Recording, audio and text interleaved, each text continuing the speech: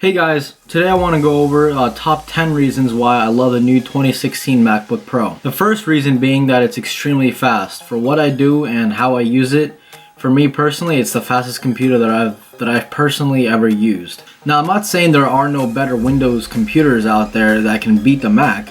I'm saying that for people who usually use Macs, they are already kind of integrated into the Mac ecosystem. For example,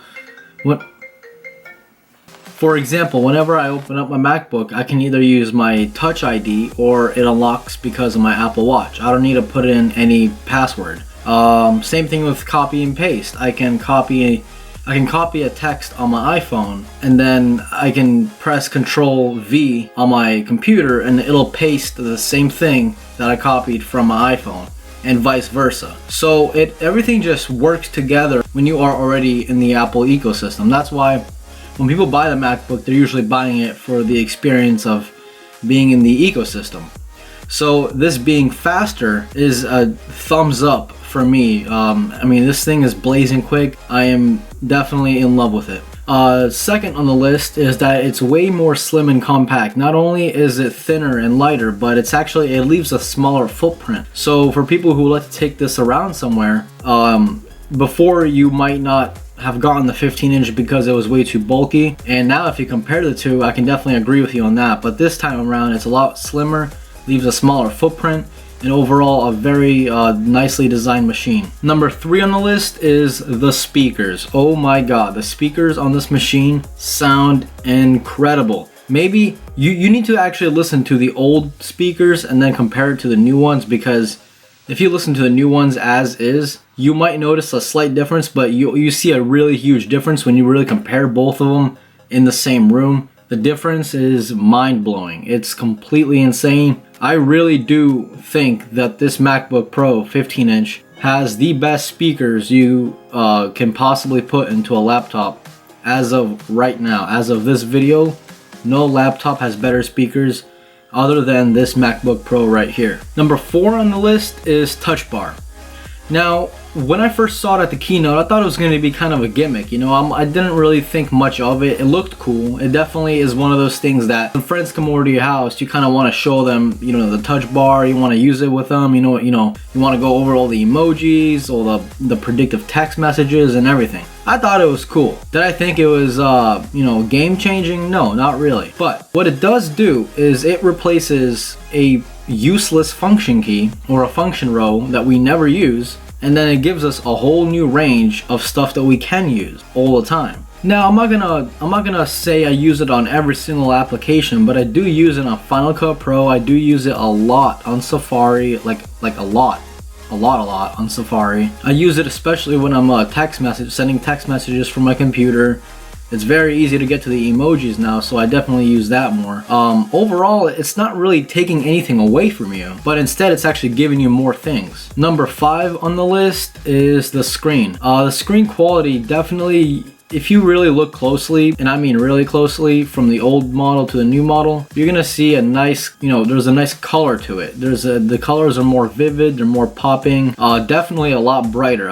That goes without even, you don't even have to compare the two to notice that this is the brightest display I have ever seen on a laptop. I mean, I have to sometimes even turn it down because it looks like the sun's in my eyes. It's really that bright, and I love it. Good job, Apple. Number 6 on the list is the keyboard. While many people do not like this keyboard, I actually fell in love with it. Not only do I type more accurately and more faster, but it does give you a better tactile feedback as compared to the 12-inch MacBook that came out last year. So they definitely have kind of revamped the keyboard, the Generation 2 butterfly switches, and they kind of popped back out at you faster, and they obviously go in faster, so you kind of end up typing more fast than you're used to. It gives you a nice clicky sound whenever you're clicking on it, and it gives you a nice little feedback. I really suggest you guys to try it out. It's really not that bad. It took me like at least an hour to get used to, maybe 2 hours, but I type incredibly quick on it, and the sound isn't really that bad. People keep saying you're gonna hear it across the room, it's gonna really annoy people. I'm gonna give you guys a little test, okay? I'm just gonna type as I usually do, okay?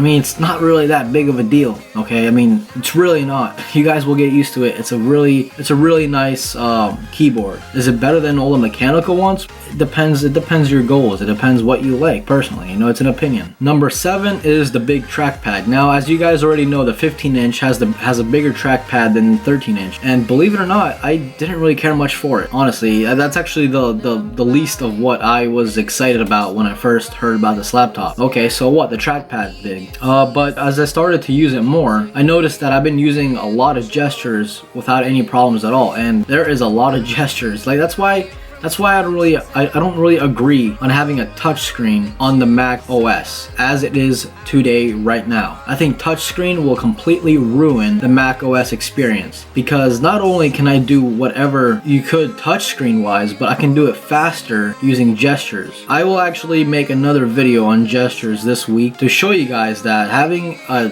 touchscreen as Mac OS is right now would be a complete fail. It would not work. So you know, keep an eye out for that video, because there's a lot of gestures that will make the Mac OS experience a whole lot faster, and this big trackpad makes it so much easier to use the gestures. Number 8 has to do with the ports. Now, I'm not that big of a fan on removing all the ports and replacing them all with USB Type-C. I get what they're trying to do, but I feel like we moved a little too quick. I feel like if they at least included one USB 3.0, I would be less, I would understand what they're trying to do, but this is kind of moving too quick, but I don't mind it. It's just one of those things that, like, I don't really care about. It's there, you know? But what I am happy about is that these are Thunderbolt 3 capable, so 40 gigabits a second. That's insane. I have, as you guys saw, if not, I did a review on one of the fastest external solid-state drives you can buy, the Samsung T3, and as you know, it's a USB-C device, but it only has the speeds of USB 3.0, so it's only 5 gigabits a second. Now, this device, the T3, is not Gen 2 USB Type-C, it's only Generation 1. If it was Gen 2, it would bump it to USB 3.1 territory, which is speeds of up to 10 gigabits a second. Now, once we have Thunderbolt integrated into it, then it'll be 40 gigabits a second. And what's cool is that this MacBook is already future-proof. Not only, I mean, this hard drive, this external hard drive is not cheap. It's $160 for 500 gigs. If you want the 1 terabyte, I think is $350. And then 2 terabytes is like 600. So, I mean, and it's still two generations behind of what this MacBook is capable of. The Samsung T3 has to upgrade to USB 3.1 or technically USB Type-C Generation 2, and then it has to upgrade all the way up to Thunderbolt 3, so 40 gigabits a second. So you guys see what I'm saying here? So this MacBook with its Thunderbolt 3 capabilities is future-proofing all the stuff that you're gonna be able to get in the next 3 to 4 years. And then after that, obviously, the new another MacBook will come out, the refresh will come out in 3 to 4 years. And then by then, everything will be USB-C type Generation 2, or USB-C Type-C.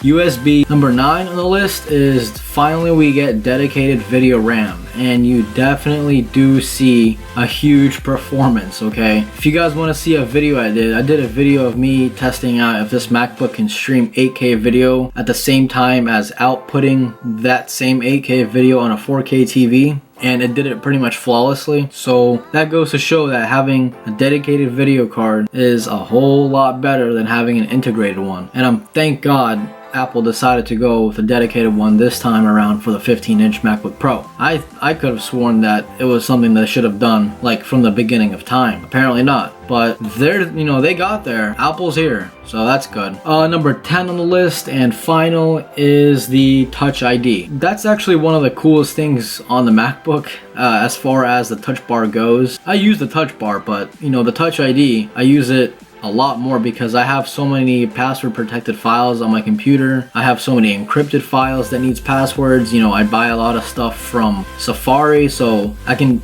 use all my debit cards and stuff. I can upload it to the Touch ID. And then let's say if I want to buy something online and I left my wallet in the car, I don't have to go and run to my car to get the wallet, come back, put the card information in, then put the card back in the wallet, and then put the wallet back in the car. I can just get my finger, press, paid for, You know, I mean, it's simple. I love that they had this feature. It's definitely nothing new. Okay, having a fingerprint scanner is nothing new. In fact, my mom's 2004 or 2005 HP laptop has a fingerprint scanner, which is like the worst thing I have ever used in my life. You might get it right after the 10th time, and that's a big might. So it's nothing new, but having the second generation Touch ID is definitely a plus for me. So guys, those are my top 10 things of why I love this MacBook Pro. If you guys enjoyed the video, give me a like, give me a subscribe, and more videos coming out soon. Thanks.